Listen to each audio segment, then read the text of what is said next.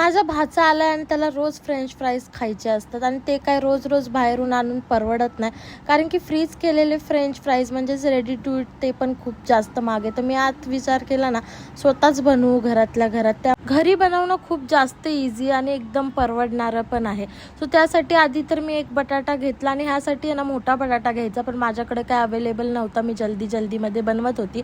बटाट्याला peel करून घेतला आणि चारी बाजूने आहे ना थोडे थोडे कट लावून घ्यायचे, म्हणजे कापून घ्यायचं आणि त्यानंतर वरतून त्याचे कट्स करायचे. जसं मी व्हिडिओत दाखवलं आहे ना तुम्ही तसं कट करा, मग फ्रेंच फ्राईजचा शेप येतो. त्यानंतर 2 मिनटं फक्त मी आहे ना गरम पाण्यात ठेवला आणि त्यात थोडीशी हळदी आणि मीठही टाकलं, त्याने कलर चांगला येतो. मग त्याचं पाणी निथळून ना कपड्यावरती थोडा वेळ ठेवायचं. त्यानंतर त्यात कॉर्नफ्लावर ॲड करायचं थोडंसं.